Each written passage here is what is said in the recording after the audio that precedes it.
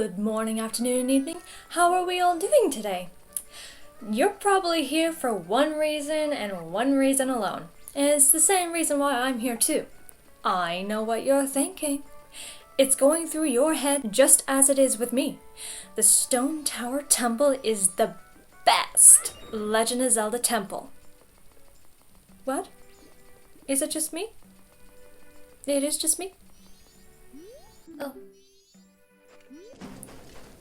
We all have that childhood favorite Zelda game, and we all have our favorite moves, weapons, items, characters we admire, and temples we can play over and over again without even tiring of the story, puzzles, or maybe it's the design or music that fuels your passion. For me, it's that lovely spiritual temple from Majora's Mask, as I am sure it is for a few others of you out there watching this video. Stone Tower Temple is a mysterious place, with its exact purpose and builders unknown, or do we?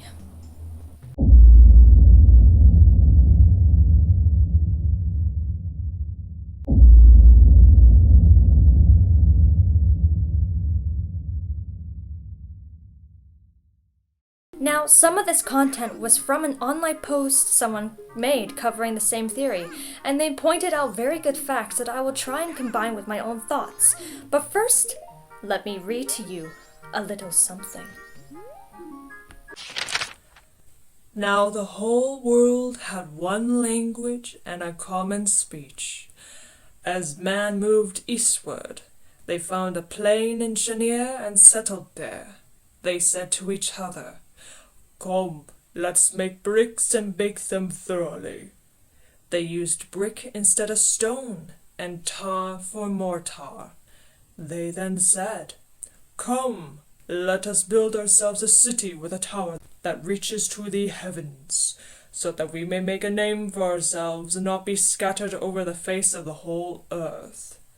But the Lord came down to see the city and the tower that the men were building. The Lord said, "If as one people speaking the same language they have begun to do this, then nothing they plan to do will be impossible for them. Come, let us go down and confuse their language, so that they will not understand each other." So the Lord scattered them from there all over the world, and they stopped building the city. That is why it is called Babel, because there the Lord confused the language of the whole world.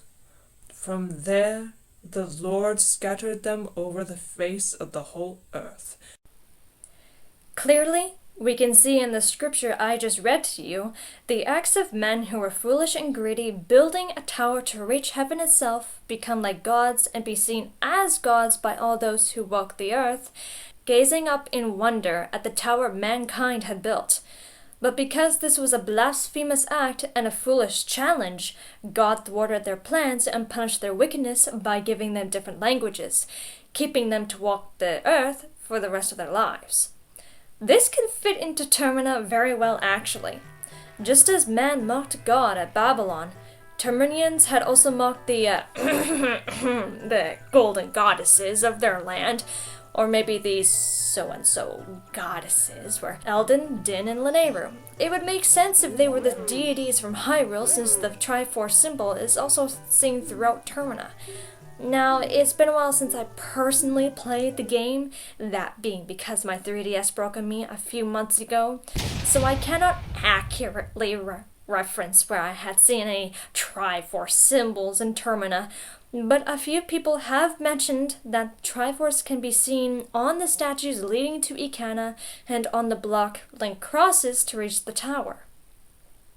Those who built the tower were aware of the Triforce and the goddesses, yet chose to defy the rules that they had in place and built the tower to represent their defiance and prejudices. Think of the tower as a giant FU sign made of stone, because that's literally what it is.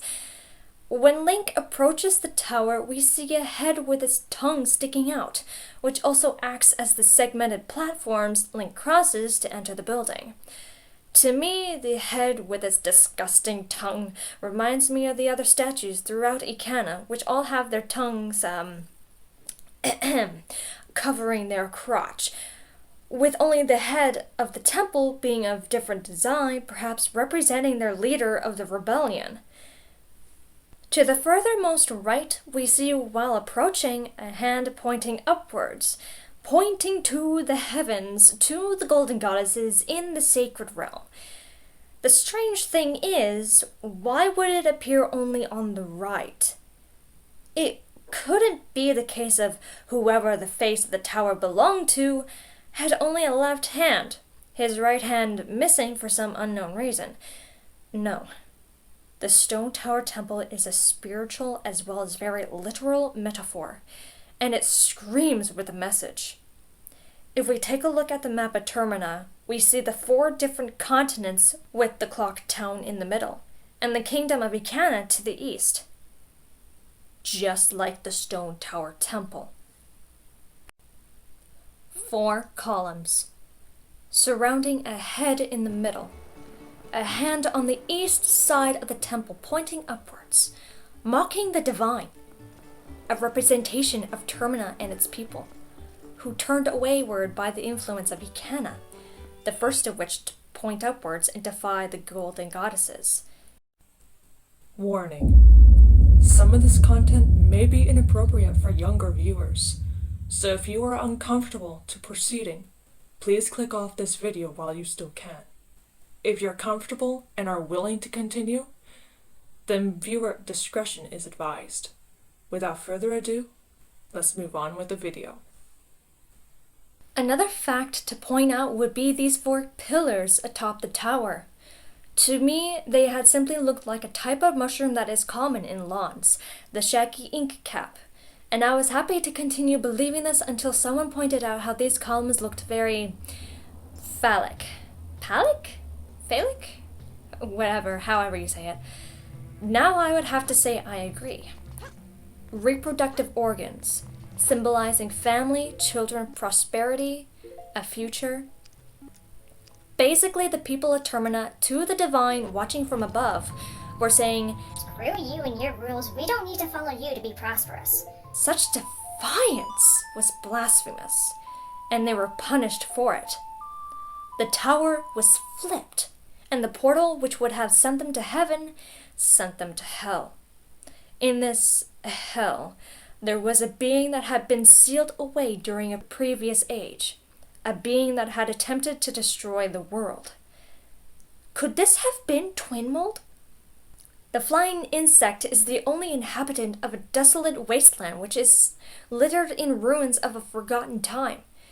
They had awoken this beast, if it was the demon described in ancient legends, and the goddesses punished them by unleashing Majora into their world, who awakened the other 3 ancient evils by manipulating the Skull Kid. Not only this, but the kingdom of Ikana is the only continent populated by ghosts and the dead. This was their first punishment, to perish by sickness and disease, or by Twin Mold, who simply returned back to his lair within the spiritual side of the Stone Tower Temple. But it's not like any of the other races have any other punishments beside the trouble Majora's Mask is inflicting upon their world. Deep within the southern swamp, the Deku Scrubs and their king, primarily, are infected by the sin of judgment and insanity, going so far as to punish the foolish monkey by boiling him alive despite the fact that the monkey is in fact innocent, yet any of his words go unbelieved. The confinement of the mind is their punishment. To the west, at the glittering pools of the Great Bay, live the Zora, who live seemingly peacefully, all but Lulu, who is stricken with silent grief after her 7 eggs were stolen from her by Gerudo pirates. What's more is Mikau, Lulu's lover, dies shortly after trying to save the eggs, yet is wounded by the pirates, barely managing to escape.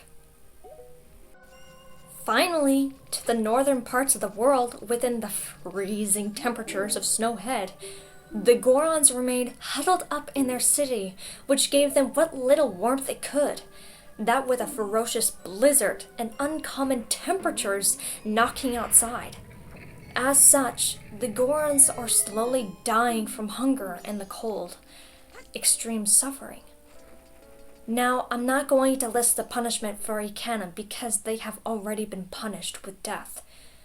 But one could speculate that the falling of the moon is their punishment. As ghosts, they would have no world to roam, and very well might perish along with the world as never once existing. The falling of the moon, however, is the final and original punishment of Termina and his people because of their sin. The world which was terminated by sin. So, is the Stone Tower Temple just an ancient temple meant to house the giant insectoid boss which Link must face? Or does the ancient place hold so much more lore, history, and perpetual evil than what anyone might think? A milestone through history which is the beginning and the end.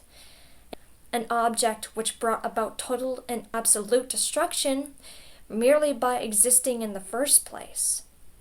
Another small thing I would like to add in, which I couldn't find an appropriate place for before, is the music used as the theme for the ancient tower. Just by listening to it, we get a feel for the temple as an essence, mysterious, ancient and important, spiritual, and also this overwhelming sense of sorrow.